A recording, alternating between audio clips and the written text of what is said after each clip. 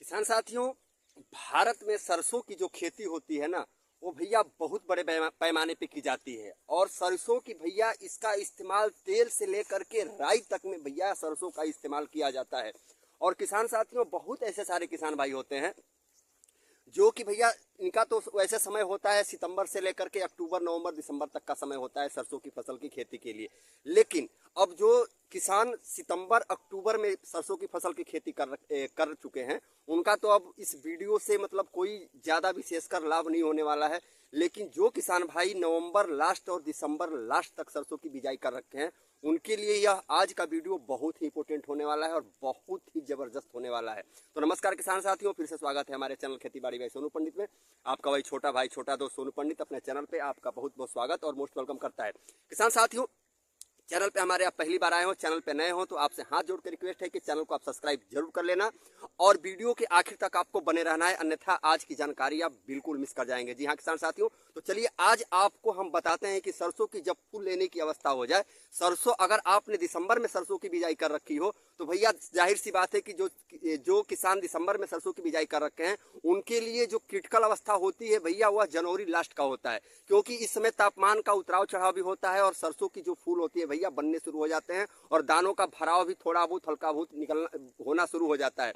तो इस समय सबसे क्रिटिकल होता है और किसान भाइयों के साथ सबसे बड़ी समस्या और उलझन होती है कि हम ऐसा कौन सा स्प्रे करें, ऐसी कौन सी टॉनिक का इस्तेमाल करें, ऐसे कौन से फर्टिलाइजर का इस्तेमाल करें, सिंचाई एक बार करें, सिंचाई दो बार करें या सिंचाई ना करें, ताकि हमारे सरसों की दानों का भराव पूर्ण हो और सरसों की जो पैदावार हो उत्पादन भी हमारा ठीक ठाक निकल जाए। तो वीडियो के आखिर तक बने रहिएगा। आज सारी चिंता की आज निवारण मैं आपको इस वीडियो में करने वाला हूं। तो चलिए आज का वीडियो हम विस्तृत रूप में शुरू करते हैं।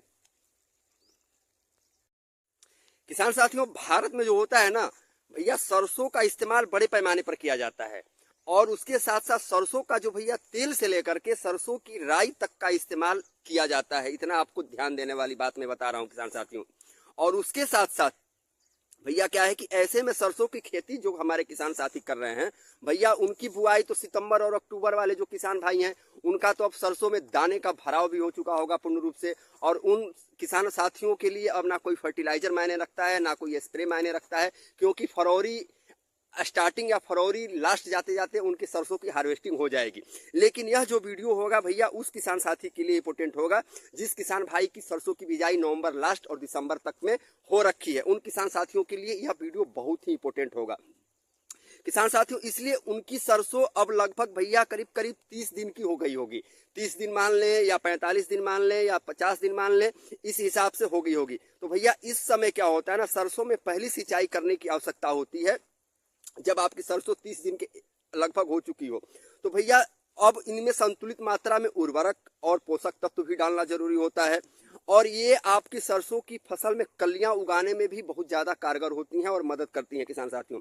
इसके बाद जिन किसान की सरसों की फसल में फूल आने वाला है या फूल आ चुका है भैया ना, वे किसान अपनी सरसों की पैदावार बढ़ाने के लिए भी चिंतित रहते हैं और उनको आज मैं इस वीडियो में बहुत जबरदस्त सुझाव भी देने वाला हूं। किसान साथियों, सरसों की जब पैदावार बढ़ाना होना तो मैं आपको कुछ टिप्स और कुछ नुस्खा बता रहा हूं और कुछ फर्टिलाइजर भी बताऊंगा जो कि आप याद रख लेना। सरसों की पैदावार बढ़ाने के लिए फूल की अवस्था सबसे अच्छी अवस्था मानी जाती है किसान साथियों। इस समय से आपकी फसल में दाने बनने का समय शुरू हो जाता है। यदि आपकी फसल के अंदर फूल आने की अवस्था शुरू हो चुकी है किसान साथियों, तो इसके लिए आपको भैया हमारे बताए गए कुछ बातों को ध्यान पूर्वक सुनना जरूरी होगा ताकि आपकी पैदावार अच्छी हो। इस समय आपकी फसल पर कीटों और बीमारियों का हमला होने लगता है, इसलिए आपको भैया इनके बचाव भी करने बहुत जरूरी हो जाते हैं किसान साथियों। तो भैया और उसके साथ साथ क्या है कि सरसों में कीटनाशक का प्रयोग भी करना बेहद इंपॉर्टेंट होता है। दूसरे इसमें क्या होता है भैया कि कवकनाशी और कीटनाशक का उपयोग अपनी सरसों की फसल में आपको करना बेहद ही जरूरी है। और सरसों की फूल अवस्था में ऐसे कीटनाशक का आप चयन करें जो बहुत तेज ना हो, जिससे आपके सरसों के फूलों को नुकसान भी ना हो, क्योंकि सरसों में कुछ मित्र ऐसे कीट होते हैं जो एक पौधे से दूसरे पौधे तक भोजन पहुंचाने का भी काम करते हैं। जैसे मधुमक्खियां हो गई, जो सरसों का उत्पादन बढ़ाने में हमारे किसान भाइयों के लिए बहुत ही लाभदायी सिद्ध होती हैं और साबित होती हैं किसान साथियों। अब उसके साथ साथ आपको हल्के कीटनाशक का प्रयोग करना है, इतना आपको ध्यान देना है। सरसों में हल्के कीटनाशक का ही आपको प्रयोग करना चाहिए, जिसके लिए आपको थीमामेथोक्साम 25% WG का आप प्रयोग कर सकते हैं 100 ग्राम प्रति एकड़ के हिसाब से, या आप 300 ग्राम हरूटेबकोनाजोल 10% और प्लस में आपको सल्फर 65% WG को 200 लीटर पानी में घोल बना करके आप प्रति एकड़ के हिसाब से छिड़काव कर सकते हैं। किसान साथियों, यह स्प्रे आपकी फसल को फंगल रोगों और कीटों से तो बचाएगा ही बचाएगा, और प्लस भैया सल्फर सरसों में आपकी तेल की मात्रा बढ़ाने में भी बहुत ज़्यादा कारगर होगा। किसान साथियों, अब आपको मैंने जो यह जानकारी बताई है ना भैया, यह जानकारी यकीनन आपसे बता रहा हूं कि आपके सरसों की पैदावार के लिए और आपकी सरसों की फसल के लिए भैया बहुत ही ज़बरदस्त यह आइडिया होगा और ज़बरदस्त आपका भैया यह उपाय होगा।